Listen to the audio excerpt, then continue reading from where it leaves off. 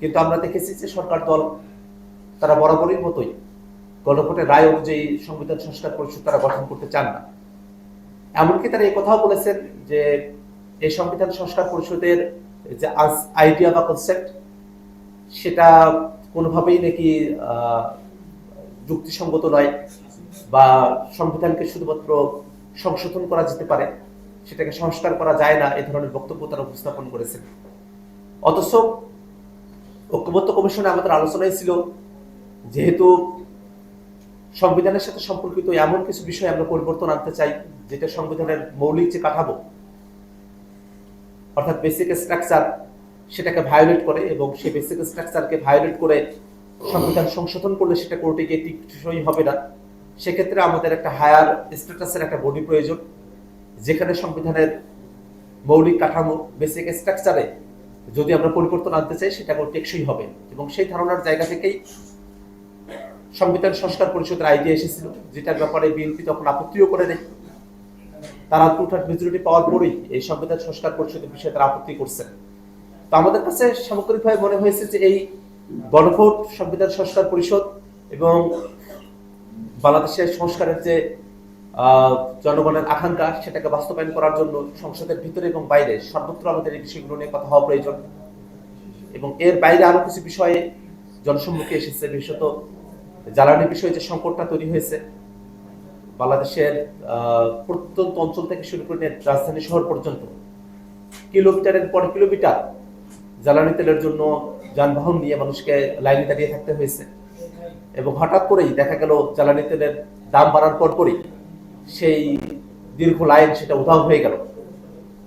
এটাতে একটা প্রশ্নের জায়গাও তৈরি হয়েছে আসলে, যে আসলে কি জ্বালানির দাম বাড়ানো হবে, এই কারণেই পূর্বে একটা সংকট তৈরি করা হলো, জনগণকে একটা ভোগান্তির মধ্য দিয়ে নিয়ে যাওয়া হলো, যাতে মানুষেরা জ্বালানি তেলের দাম যে হঠাৎ করে এত পরিমাণে বৃদ্ধি করা হলো সেই বিষয়টাতে মানুষের রিয়াকশনের থেকে, মানুষ যে লাইন থেকে মুক্তি পেল সেই সুস্থিতির মধ্যে মানুষেরা ভুলে যাবে, এই ধরনের একটা পরিবেশ তৈরি করার কোনো একটা মেকানিজম সরকারের তরফ থেকে ছিল কিনা সে প্রশ্নটাও এখন রয়েছে। যদিও জ্বালানি তেলের এই বিষয়টা নিয়ে সংসদে একটা কমিটি গঠন করা হয়েছে, তার একটা সময়সীমা আছে, আমাদের তরফ থেকে সেখানে সদস্যরা আছেন। আমরা পুরো বিষয়টা খতিয়ে দেখতে চাই যে আসলে এখানে সংকটটা কোথায় থেকে এটা ঘনীভূত হলো। এবং এর বাইরে গিয়েও আপনারা জানেন যে অর্থনীতিতে একটা বড় ধরনের ধকল সামনের দিনে আসতে যাচ্ছে।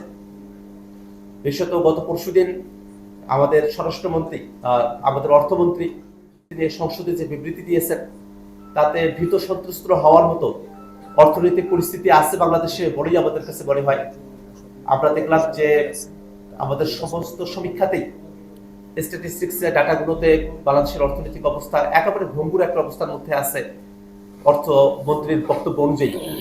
এবং সে সময়টাতেই আমরা খেয়াল করে দেখলাম যে 5টি ব্যাংককে একীভূতকরণ করা হয়েছিল, ইসলামী ব্যাংকগুলো, যেখানে আসলে লুটেরেরা তারা ব্যাংকের অর্থগুলো জনগণের আমানত বা সরকার যে ভর্তুকি দিয়েছিল সেখানে সবকিছুকেই তারা লুটপাট করে নিয়ে গেছেন।